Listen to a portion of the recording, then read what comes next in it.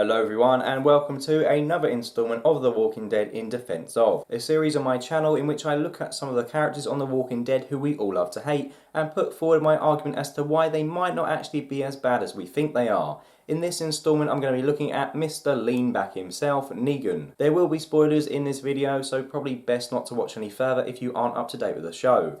Anyway, without further ado, let's begin. Unless you've completely ignored everything related to The Walking Dead over the last couple of years, I don't think I really need to explain in detail why Negan was such a disliked figure when he first burst on the scene, killing off two fan favourite characters whilst cracking awful jokes before then prancing around Alexandria like a pissed up Liam Gallagher isn't really going to endear you to many fans.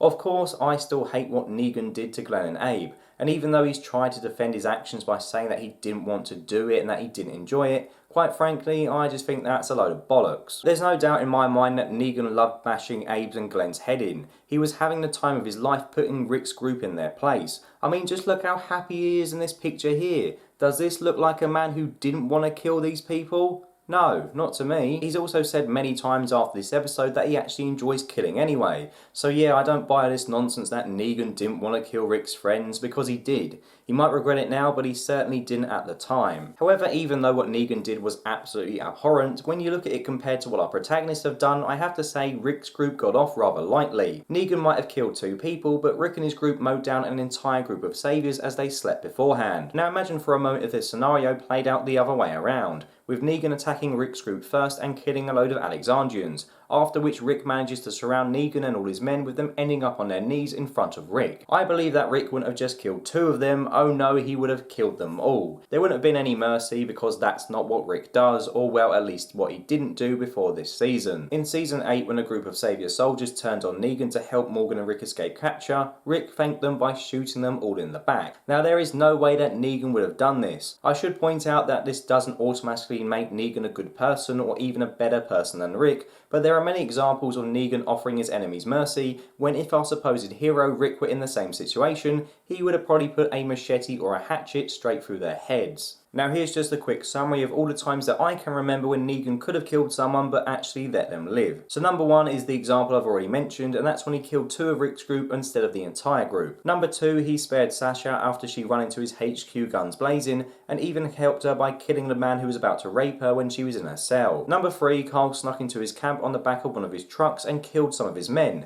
and as Negan said, rather than killing Carl, he returned in without so much as damaging a hair on his head and even fed him some spaghetti. Number 4, Rosita tried to shoot Negan and somehow missed from less than a yard out, and he let her live. Yeah, okay, Negan got one of his lackeys to shoot someone else instead as a punishment, which was undeserved, but that doesn't take away the fact that Rosita is very lucky to still be alive. Number 5 is something that I will talk about in a moment, which is the fact that when Negan came into power, he let Simon live, even though he had previously ordered the killing of all the males at Oceanside. Number 6, he spared Dwight when he found out that Dwight was working with Rick during the war. Number 7, when he found himself surrounded by walkers trapped in a trailer with Father Gabe, who had just a couple of minutes earlier taken part in an attack on the sanctuary, he helped him to safety and actually got him treated by a doctor. Now that's 7 examples off the top of my head of times which Negan could, and in some cases probably should have killed people but chose not to. Granted, on most of these occasions Negan didn't spare people purely out of the kindness of his heart, instead he had something to gain from keeping them alive, but at least he did keep them alive. I think in nearly every example I just mentioned, had it been Rick in that situation instead of Negan, they'd all be dead. Choosing not to kill doesn't mean that Negan is an inherently better person than Rick, because although Rick has killed a lot of people when he arguably didn't have to,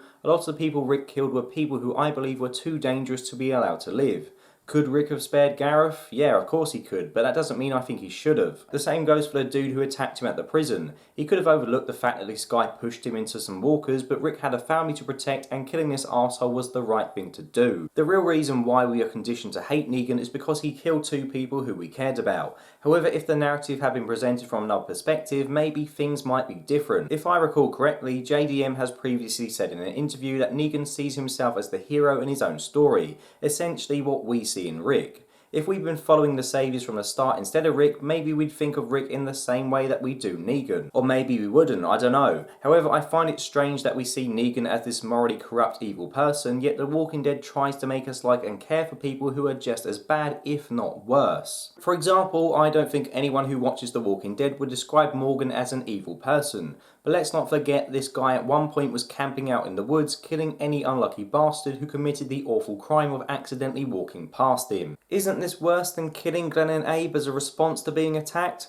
Yet instead of hating on Morgan for killing innocent people, everyone just excuses him. Oh, Morgan wasn't himself, he had mental health issues, he didn't know what he was doing, he was suffering trauma from losing Dwayne and his wife, blah blah blah blah blah. So what? Negan's wife also died, but he didn't camp out in some woods strangling people, did he? Come on!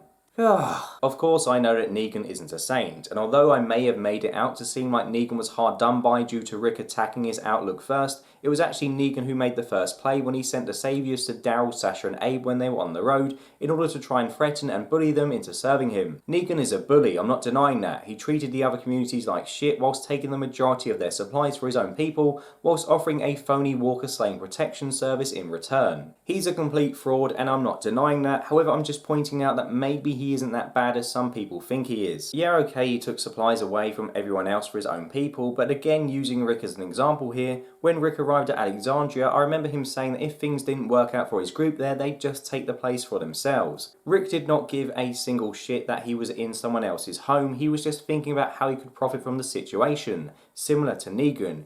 Yet when Rick said this, we all cheered because it was Rick. Negan isn't even the worst leader that Sanctuary has had. It's explained in Season 8 that Negan was seemingly in charge of the Saviours pre-Negan, but Negan stepped in after Simon did some pretty nasty stuff to the Oceansiders. Simon's evil side comes out once again when he annoys Jadis by repeatedly saying the word sponge over and over.